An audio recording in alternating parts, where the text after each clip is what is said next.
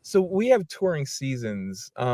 So like I would say January through May, where so January, like it's a little slower. February starts to pick up a little bit more. March, April is usually a busy season for us, and then in May it starts to quiet down again.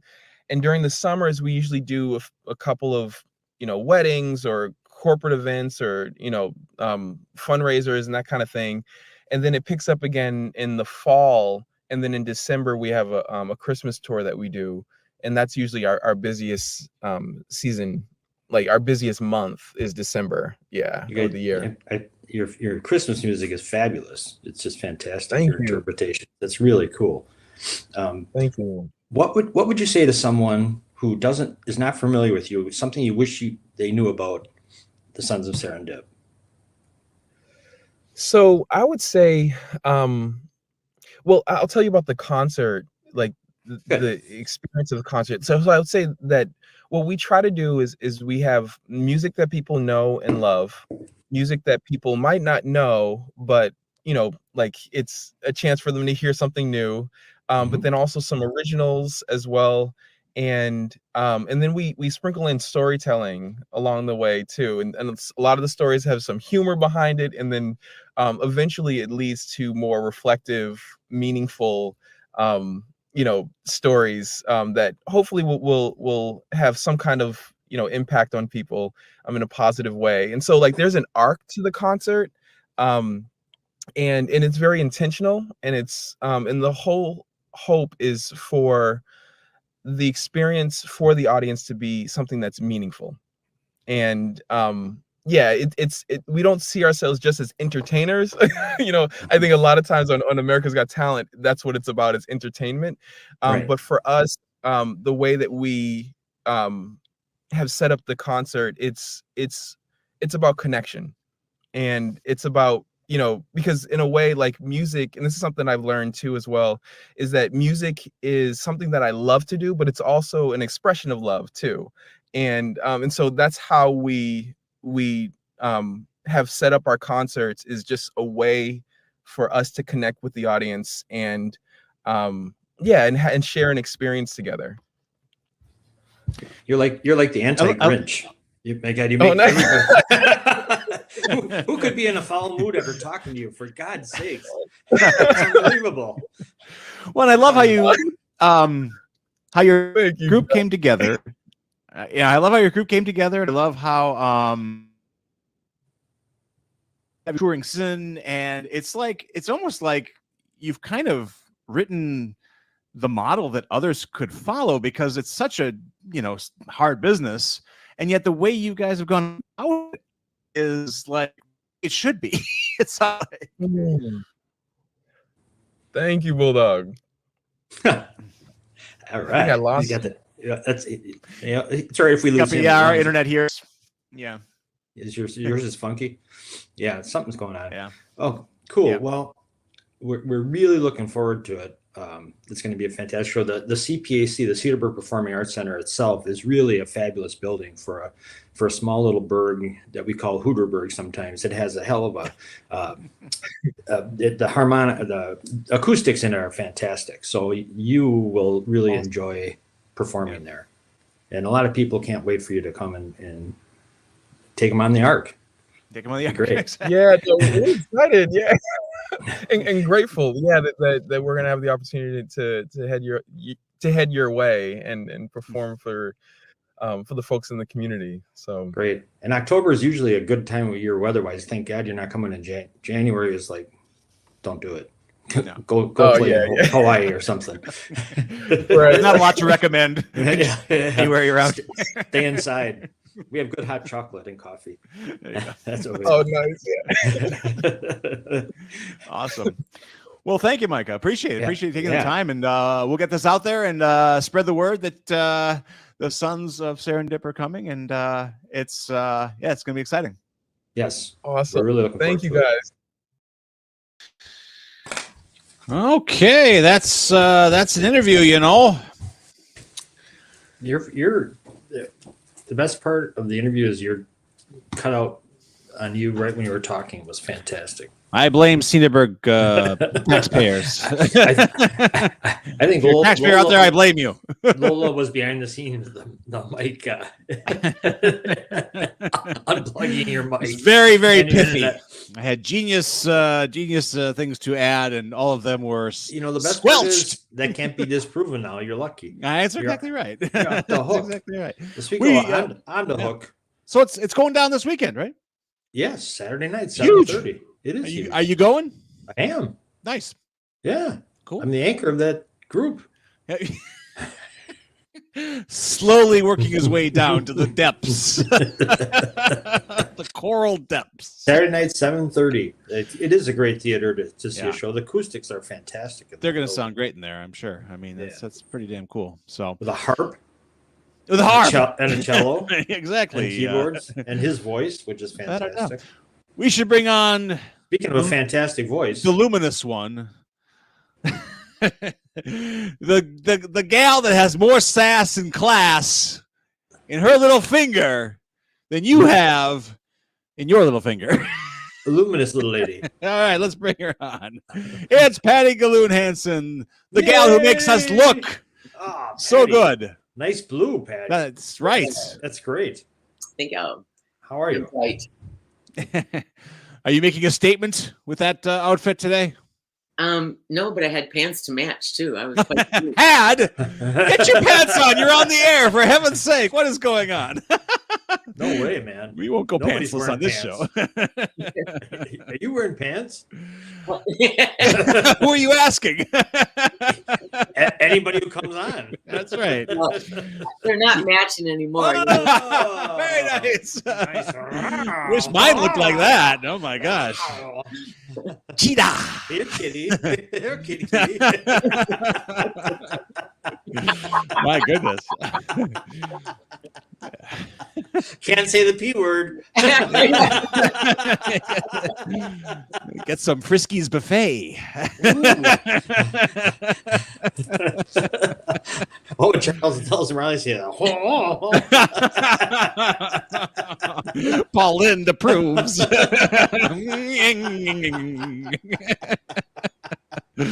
Actually, Patty's got the center square tonight. So, Patty, what's going on in your wacky life besides us? Oh, nothing really. No? Oh, come on. I don't believe you. You're a mover and a shaker. No, well, I'm working on getting my my shop kind of redecorated, so that's kind of exciting. Nice. Yeah, Bulldog, you weren't here last week, but Patty announced that she is or 2 weeks ago she was on is redoing her shop. Is going to have it's going to be like a grand experience walking in. Oh. It's going to be a retail presence as well as an online presence. Oh, Correct? very nice. Very nice. Excellent. I'm actually going to look like a jewelry store, sort of. You sorta. You're going to class up the theater district. You are. Nice. So I have cases now, so people won't walk in and they're going, "Is this a jewelry store?" Now it would be pretty evident that that's excellent. Do you have a designer, or are you just kind of winging it? Do you know Colleen Casper? I don't. Oh, Jack does. She's really good at decorating stuff. Oh, right on. Okay. She's doing it for me for free. Excellent. Yeah. Excellent. What will your open hours be? Same as always. When Patty's in the neighborhood. she's not going to share them with you, Bulldog, because she knows I'm going to show up and look for food. Whenever I'm there, yeah, All that right. sounds good. Yeah. So, hey guys, you want to go into a really cool business? Sure. If we pulled our pennies, Jack doesn't. if we pulled our pennies, we could do this. And I'm glad you said pennies. You truly understand, Jack and I. Well, Alibaba is there's a company on Alibaba that is offering to sell lab grown diamond machines, and they're only $200,000 each. Oh, okay, all right. Well, we can work towards that. Yeah, and this is what they look like. See, Linda, can I have a raise? and if you buy 10 or more, they'll drop the price down to $190,000. Whoa! Yeah. And pass the savings on to you. The only thing that really kind of pisses me off about the whole damn thing is that they don't pay for shipping. Oh, that's going to be big. Yeah. That's not a small bill. Those machines, I bet you, probably weigh a little bit. Yeah, they do. They're pretty darn heavy. Patty, have you ever seen a lab-grown diamond machine producing thing in action? Have you ever seen one in person? Not in person, no. Where's the closest one to our little proximity? Any idea? Oh boy, I'm just trying to think. There's probably some either on the East Coast or West Coast, I'm sure. Oh, so like the Midwest doesn't even have one, are you thinking? Yeah, I'm pretty sure that we've got some in our country. Maybe the West Coast, but I'm sure there's got to be some here either on the East or West Coast. Okay. All right. So you think that's going to be a thing, huh? Lab-grown diamonds? Yeah, I think so. Might take off. I think it is. So you're saying there's probably not one in Plymouth or Tish Mills or Francis Creek. Cool city. Yeah, cool city, exactly. The other thing about these machines that they're selling on Alibaba, it's not the more sophisticated technology. It's the lesser technology machine. So hand cranked. It's a crank all night long. It's the best they could steal. Yeah. As long as the squirrel doesn't die, the diamond will come out. Alibaba is like the Chinese equivalent of Amazon, isn't it, or something like that? I think so. And have you ever been on Alibaba? No. Mm-mm. Oh, I've gone there a couple of times, and oh my God, they have just so many insanely cool things at ridiculously cheap prices. But it's hard to understand. Like I don't know if I don't know if you're ordering like 1 or 100. It's kind of weird. It's like, so just give them their credit card information and they'll figure it out. Yeah, right. It's a little scary. So, but they've got some really cool stuff. Have you made any purchases through Alibaba? No. Okay. Well, I take that back. I think I did a couple of years ago. I bought some spools of chain. Oh. So okay. They were really inexpensive. So, but yeah, I think it did. So cool. I don't know, but yeah, there's got some really cool stuff, really inexpensive. But I'm just not so sure what I'm actually buying. That's the problem. That's a problem. It might seem inexpensive. Oh, that's what you get. So that I've never even seen a photo of one of those machines before. Yeah, well, there you go. Yeah, that's cool. Yeah, very nice. They look like little spaceship pods. That kind of splash down into the ocean. Yeah. Huh. And they're 44 tons. So can you imagine the postage on that sucker?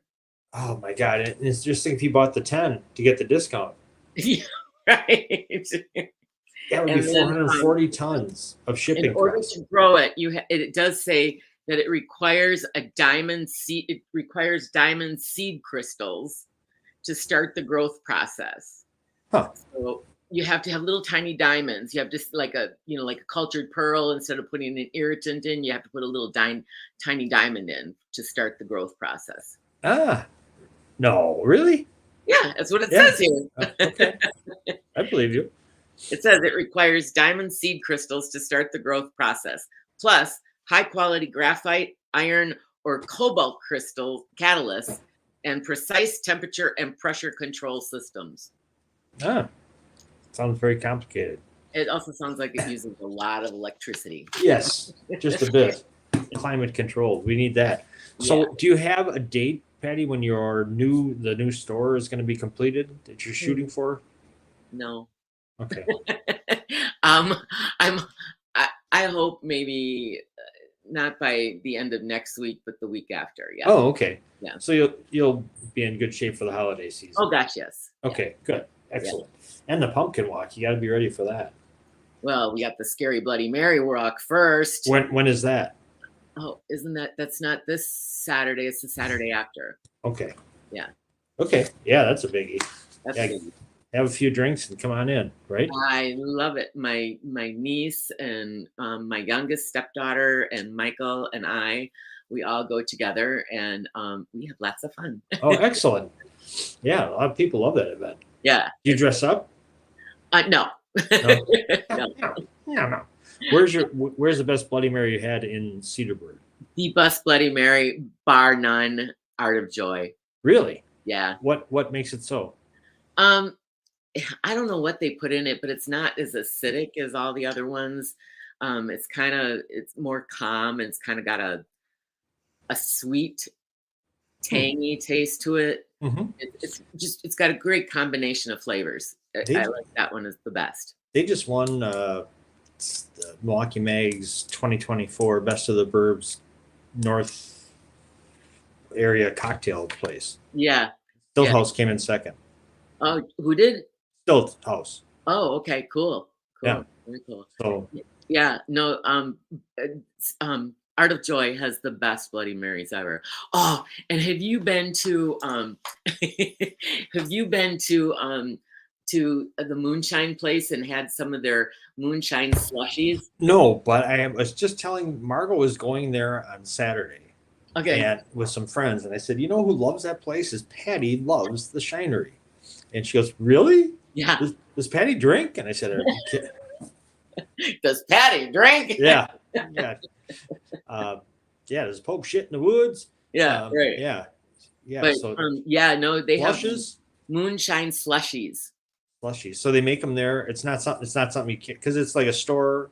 Is there a bar and a store in there? Well, they have a bar in there where you can do taste testing of a whole bunch of different flavors. Okay. And then they have like a little table you can sit down at.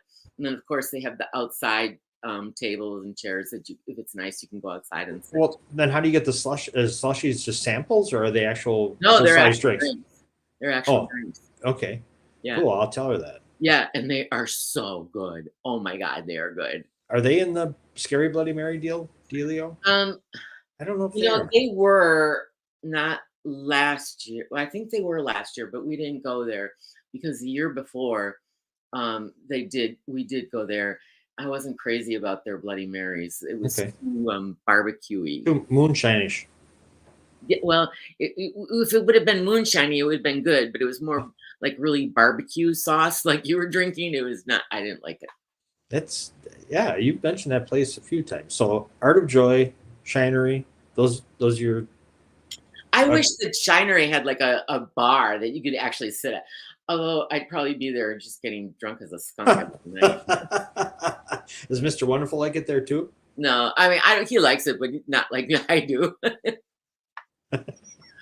Okay. Well. Oh, well. Yeah, he'll go along. He'll play along. He'll take along, whatever. He'll come Very pick nice. me up when I need to have a ride home. Besides your new diamond machine that you're going to get, is there anything in particular you wanted to cover this week? Is anything out there that caught your eye or that you think us unfashionistas need to know about coming our way? I have been so tunnel visioned on getting my shop done. I have not been paying attention to anything. I apologize. Don't apologize. But I'm really loving this that vintage look that goes, with the big blazers and the big pants. I really love that look. I can't believe how and just layers and layers. Men's thing, this from what I've seen, like layers. When I say layers, they have like stuff on top of down layers. Like they'll have a down vest or a down jacket, and then something on top of that. I'm like, wow, I've never seen that before. Yeah, and it's really cool. And old time ball hats there are a lot of them wearing hats. I'm like, wow, that's really changed quite a bit. What's really cool is with those really big pans. It's really what would be really cool is if people would get an old watch fob, and because it hooks right onto your waistband, and then they hook the watch onto it, and it would go into your pocket. But instead of a watch, and then there would be something that would come attached to that would hang out of the pocket. It was like a fob, they'd call it. Yeah. And some of those fobs are really, really pretty, and that would just look so awesome with some of those outfits. So the barrel, what did Margot call them? Barrel pants, I think is what they were calling the big pants. And then I saw that skinny jeans are coming back now. Well, in my world, they never left. That's because you're so skinny. Your world is skinny. No, it's just I'm not going to go out and get a whole bunch of old new pants. I had a whole ton of skinny jeans, and by God, as long as I can still wear them, I'm going to wear them. So, hey, and you know who else I saw You were at Ladies That Lead. Yep. Yeah, wasn't that a great event? Chicks in Charge. Pardon? It said also known. I call it Chicks in Charge. Chicks in Charge. Wasn't that a great event? It was. It really was. I really like that, and it's so much positive energy flowing in there. It's just great, and the people. I mean, it's a great idea. It's well executed, and it's just a cool dealio. But who's there? Who you want to talk about? Oh, I just thought it was so excellent that I mean, I saw what's her name with the her name just went out of my head. The lady that got legend, Kay Walters. Oh gosh, my mind just went. But Kay Walters, I saw her. I hadn't seen her in a bazillion years, and it was so good to see her. And and then also, not changing subject, but my mind is darting like all over the place, is Saturday, the Greater Cedarburg Foundation had their gala. That was an awesome gala. Do tell. Oh, if you weren't there, you missed it. It was fun as all get out. They had it at Pioneer Village, and that was really, really awesome. We got so many compliments on it. Really? Yeah, it was so cool. What was so cool about it? They had it all open so you could walk around, and we had food in the train station and in the the galley hall where they would eat and stuff, and then we could go to different houses that was on the property. It was very, very cool and fun. Very fun. I give the committee credit for stepping out and doing something different. I mean, that's instead of just the same old, come in and do a silent. And it usually is an auction too, right? Yeah. Was there a Rob Helf painting there this year? No, but they did have trips to Alaska, Scotland, England, Puerto Rico, San Francisco, and I forget there was some more. But they did have those trips. You got a busy travel year coming up then, don't you? No, I don't do that well. But what was really fun was, Patty Clapper. Yes. Patty Clapper and I were the bartenders. Really? Yeah. So we had fun. Serving up the moonshine? Mm-hmm. Yeah, it's too bad we didn't have any. I would have loved to add that, but and it was outside. The little bar that we were attending at was outside, and so I was freezing to death. I was going to say it was getting cool at night, wasn't it? Yeah. And Patty, God bless her, had like a little Ashima shawl in her purse. She went out and got it, so I got to wear that. So it kept me warm. She saved my life. Another Patty. Patty saved a Patty. Yeah, but the Patties, when they worked together, were quite fun. I bet. Not a lot of silence at that bar with the two of you. A lot of people I hadn't seen in a long time there too, like Paul and Celia. Hayes. Yeah. Yeah, and I see him, but Ryan and Meg Olson were there. Of course, Jim Pape and Sandy, and but a lot of new faces too, which was kind of fun. Good. You need that. Hearing a lot of name dropping and dignitaries being thrown around here. Patty was at the Cedarburg Foundation Gala. They had Patty. Yeah, I'm a board member on the Cedarburg Foundation, so right on. We had our gala, and it was just so much fun. What'd they serve? We had they had well, the most important was the desserts, of course. Of course. I hear you. Did you skip dinner and go right to dessert? It's like, just go right to dessert. And the chocolate peanut butter bars were rock and roll. I like it. How did your stomach handle all that? Sometimes not well. Were you writhing on the floor moaning? No. That was later. Hello. Dun, dun, dun, dun, Mr. Wonderful. Swooping in. They had like apple cheesecake and also a bunch of other little desserts. And of course, I wanted to have one of each, but of course, I knew that would have put me under right there. But I had the cheesecake one and the chocolate peanut butter one, and I ate them both. And oh my God, was I sick? Well, you know, Some people learn, I don't. it's the foundation. You I was got to gonna let say it all it's, hang out. it's almost like an Itchy and Scratchy skit when you know someone's gonna kill you for doing it, but you do it anyway. Spy versus spy. He's so good. I know, believe me, I know. And even while I'm eating them, going, I'm really not feeling I'm well. screwed. Okay, we'll sit with Mike and Patty, but only through the main course. By the time dessert comes, we're out of there. Yeah, we don't want to be around for this. Oh well, we had a little internet strike here in Saukville, but the laborers are back on The chipmunks are back on the treadmill. Things are looking up. Excellent. So there we are. So you kids keep talking, but I'm gonna get the Dr. Ben segment ready. So you know, Okay, talk amongst yourselves. I can go now if you want me to. No. He's queuing up the thing. You He's will. always behind. So, all right. Well, that sounds cool. And then this week there's the Paul Harris dinner for Rotary, Right. Yeah. and that's You a know who my nice deal. date is? No. I'm going Bob. with, no. Who? I'm going with Casey Bow. He's Oh, nice my guy. gonna be gone, so Casey's taking me. You're dating the principal? Yeah. You don't have to do that no more, Patty. You're graduated. I don't have to suck up to the teachers anymore. Great grubber. He's a funny man. I like him a lot.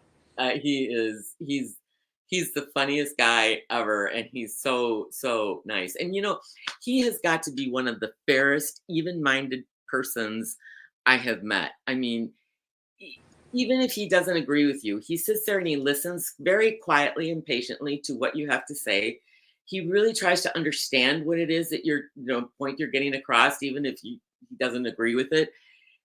But he never argues with you. He just, he listens to it. He makes really well thought out decisions. And She's talking about me, Bulldog. Yeah, I just no, I've been listening. That's great because he probably sits at his desk and look, I know I threw the paper airplane and I shouldn't have done it. He sits and nods and listens to you and then says, "I understand completely. You're still getting a detention." He's a really good guy. Yes.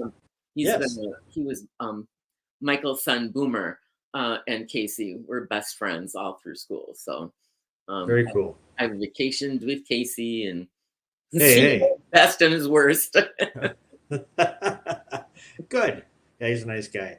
Yeah. Nice people. I'm trying to think. I think so. It's not this Saturday, but the next Saturday, and the next Sunday, Patty, is Miles for Mr. Bob's, where they have the run and walk on the Oakleaf Trail in Wauwatosa for Mr. Bob's, Sunday the 20th. So get the word out. What? I don't run. You can walk. There's a walk. Okay. Run and walk.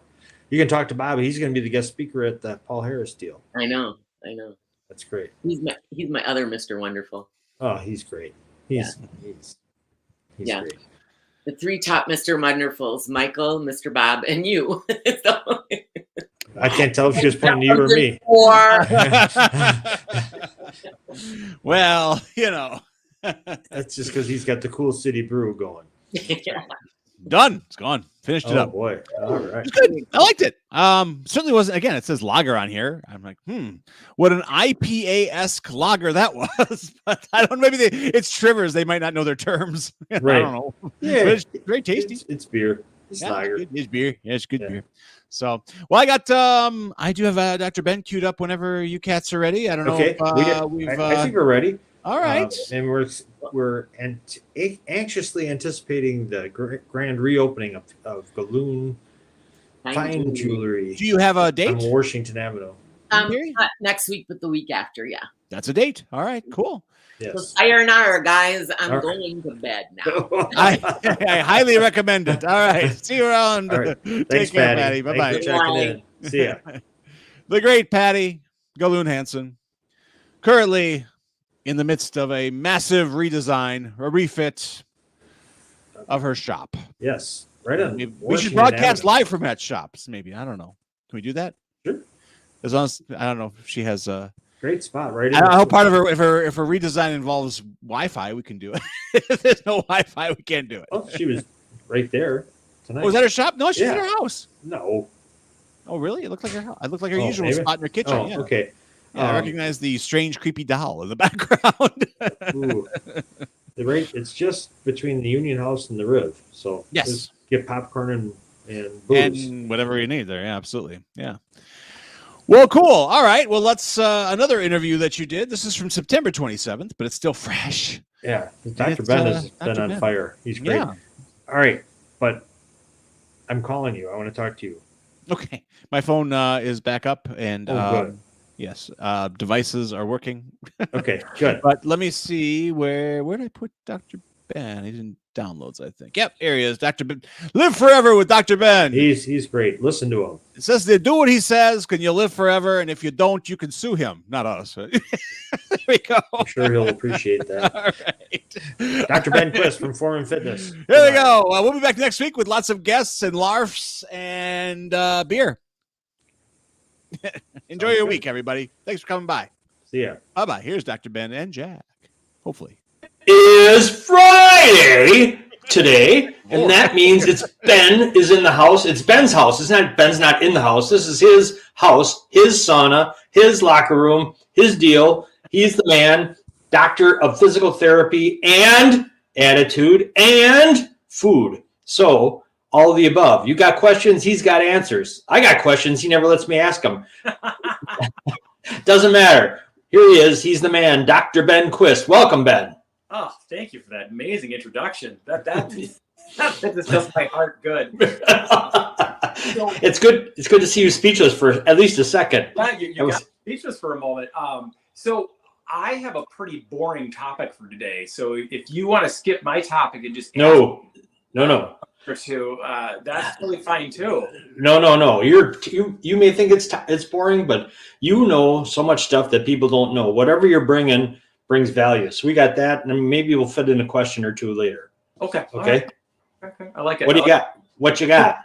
So my topic for today is that many people fear the sit-up. So they fear it. They've heard kind of historically, it's always been like Crunch's more dangerous big brother, right? It's like this, oh my God, don't do sit-ups. You're going to hurt your back.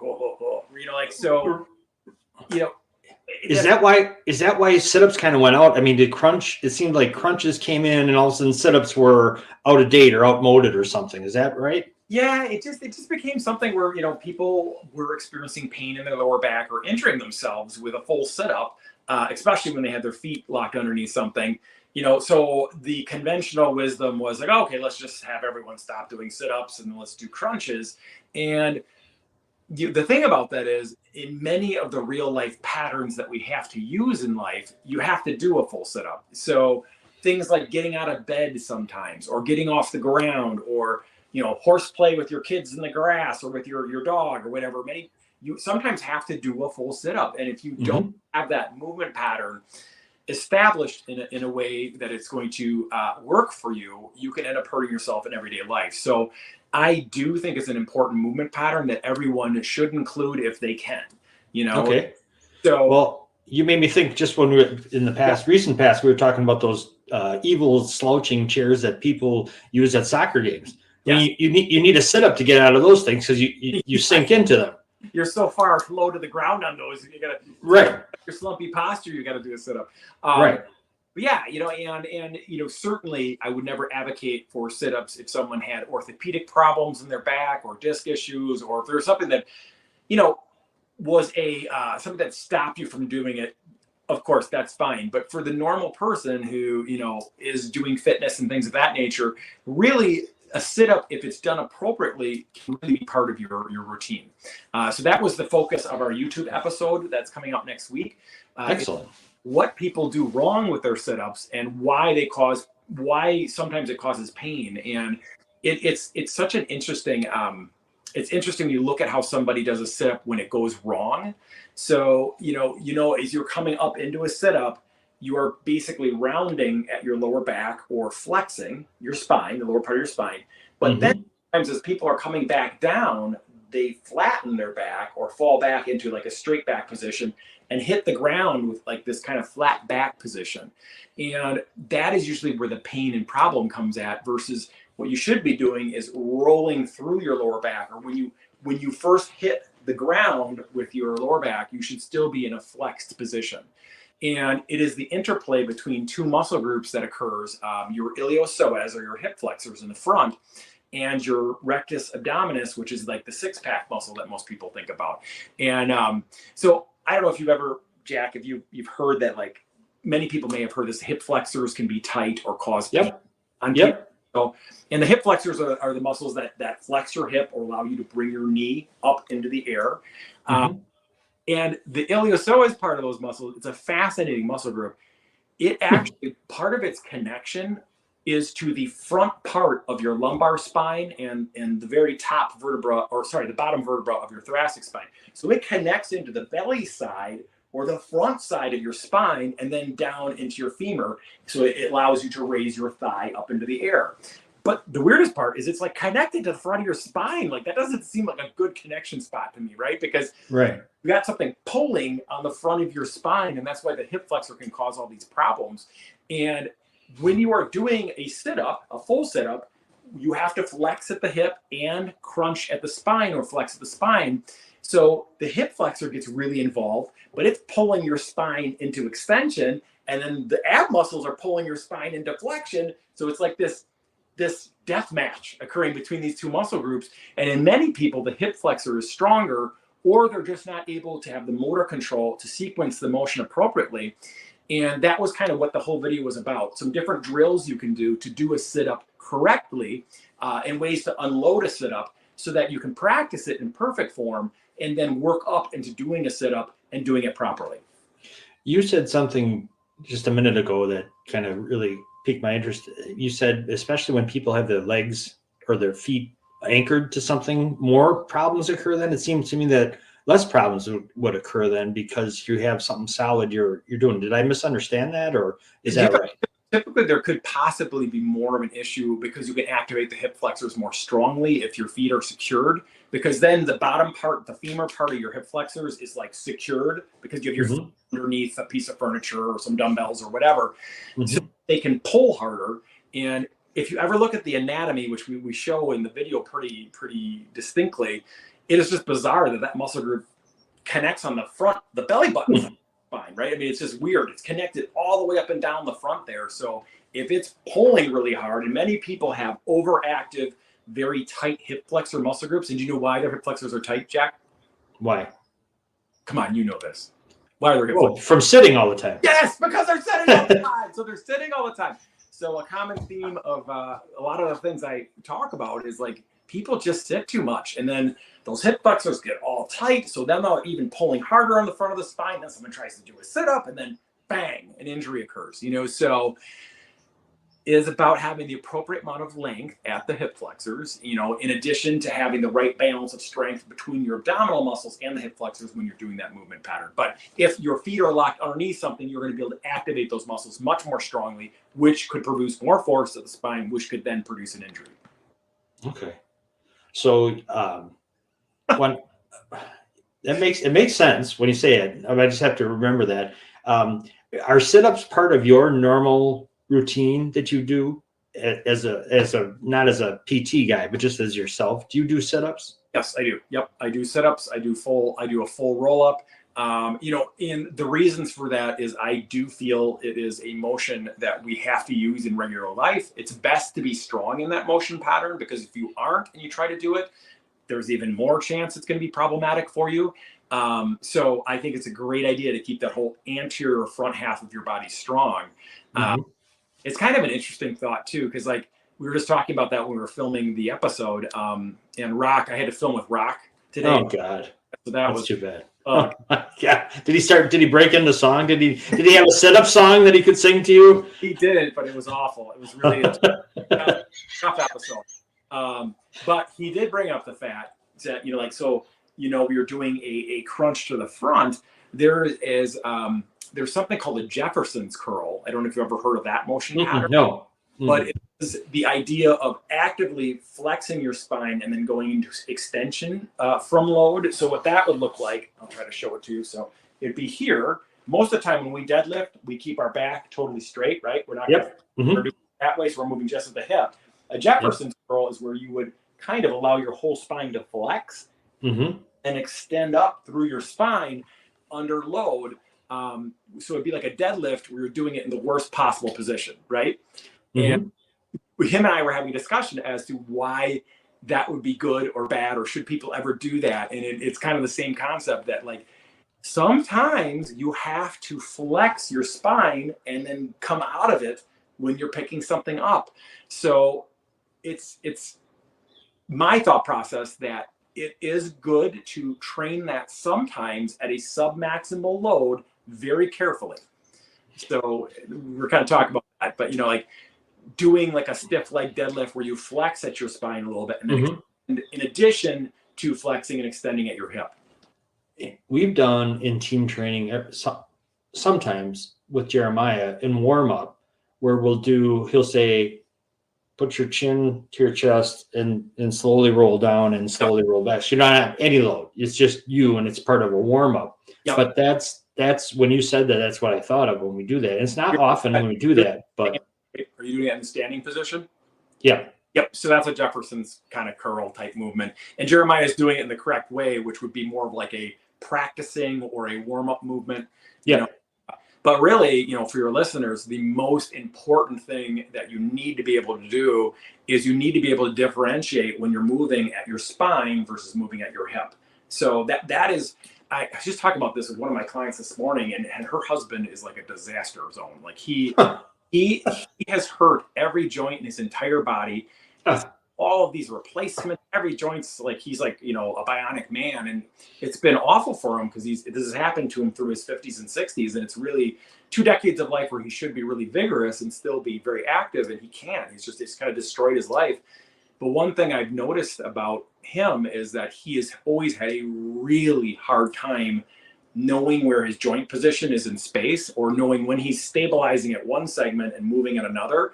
And I think that's why he banged up his cartilage so bad over time, so it is, and there is no place where that is more important than you have to be in control of what's happening at your lumbar spine and pelvis versus what is happening at your hip joint. And most of the time it's creating stability and no movement at the lumbar spine, where you're creating active movement at the hip. I know this will be in the video, but you made me think of, so when you're doing a sit-up and you go back, I can't remember where I heard this or learned this, you may shriek, but if this is my back, go back down to the ground, imagine you're doing one vertebrae at a time. And that's how you can control that. You probably me. I'm just kidding. Yes, right. That was track attack. That's usually how we teach it. And so even Rock was saying, like, well, I used to do my sit-ups where I would hit with a flat back. And I'm like, well, what does the motion of the six-pack muscle actually do? It flexes your spine. So why would you hit with a flat back where you haven't even taken the muscle group through its motion? Like, you're doing it isometric, then you're not even creating motion. So the job of the rectus femoris is to bend and flex the spine, but then control it back into extension as you're coming down, meaning that one vertebra at a time, especially through the lumbar spine and thoracic spine. And so you should train it that way, in my opinion. Plenty of moves you can train that muscle isometrically, like a plank. So you don't. You certainly wouldn't want to be doing that during a sit-up. That's like the dumbest thing ever. So right. But you just mentioned it. That is correct, and what Rock had mentioned is totally incorrect. I'll remind him of that tomorrow morning. Please remind Rock. Tell that he does his sit-ups with a flat back. All right, the sit-up thing, every time I think of a sit-up, when I was a kid, we did that. There was the whole thing, you lock your hands behind your head, you put them here. More recently, it seems like if people are concerned that if you're doing it like this, all you're doing is straining your neck and not doing it correctly. Is that all in the video? Should I just not ask this? No, the thing we really focused on in the video was the interplay. Believe me, it took a lot of time just to get through the anatomy of, and then Rock's like, stop telling the anatomy. No one cares. I'm like, no, our viewers care. We have some viewers. They want to know all that stuff. Rock, you just shut up.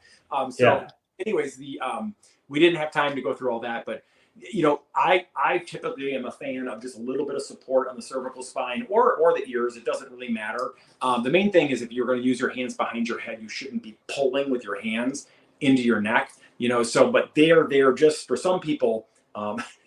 Like we talked about last week, your head weighs a lot. So like if you have a 12-pound weight, or in your case, 50 pounds, That's of right. weight, and then sometimes a little bit of support is necessary so you don't overwork the muscles in the front of your neck as you're doing a sit-up. So if someone needs that support, like maybe you might,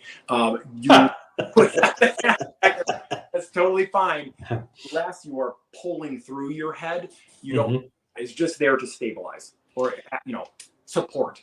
What about that mode where you're doing the thing versus having your arms straight overhead and coming? Which is there a preferred thing that you recommend, Ben? When you're doing sit-ups, if you go here, you're going to have less load from the point of rotation. So to make it easier, this is going to be a little bit harder because more of the weight is coming up here, further from the point where you're rotating. Then arms out straight is going to be the hardest because you're taking maximum amount of weight far from the point where you're rotating to create the motion of coming up into the sit-up. So that would be a way to modulate the amount of resistance or force that you have to produce at the stomach muscles to raise up into the sit-up. So just a little harder, most hard, and back extensions on a 45-degree thing. Yeah. Little harder, hardest, so. We've done it on a flat ground in team training with the bags that are. Yep. And that adds, of course, even more weight when you're coming up. Yeah, big time. You're maximizing it or adding resistance, But the thing to note, and I know a lot of the people that either go to the gym, they're pretty strong to begin with. But once you get the most important thing with really any exercise is to focus on perfect form first, and then add the resistance. I get into that argument sometimes with some clients or patients where they're like, well, I think I should raise my weight. I'm going to raise my weight. I'm like, I typically tell them like, well, hey, how about you do one rep with proper form before we start talking about raising your weight? How about you do this correctly? Would that be a possibility? So I usually just throw it right back at them because that is the most important component is that the person is doing the movement appropriately first in perfect form, and then you add the weight, and that is especially important in things like back extensions or sit-ups or things like that where you can injure your spine. Yep. Cool. Sit-ups. That was my nerdy topic for today. Wow. Thing you wanted to go over? I do. I'm loving the mobility class that MJ's doing. Yep. This was the fourth one this morning, and it got me to thinking, how many times should you do a mobility, someone 50 and over? I know it's different for everybody. Average person, 50 to 70, let's say.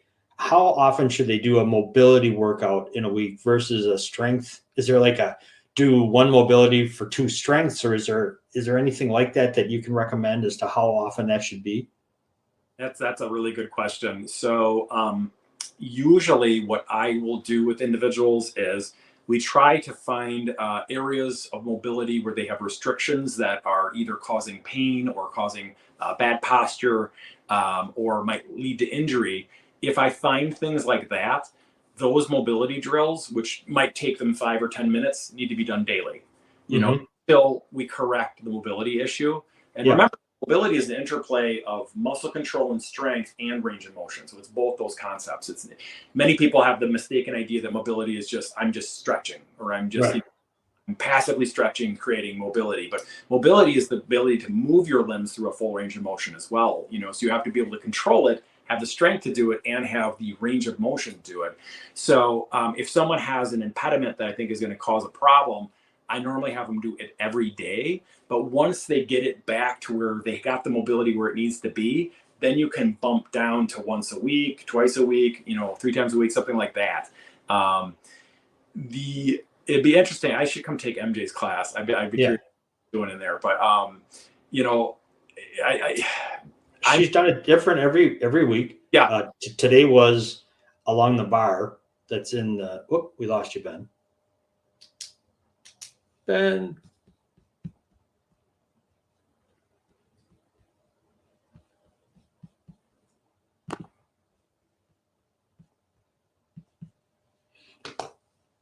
Hold, please. Hopefully Ben will come right back. Hang on, let's get a hold of him.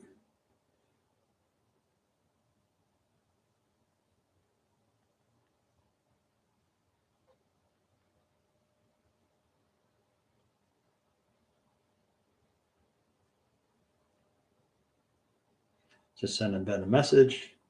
Hang in there, folks. He was getting into some good stuff.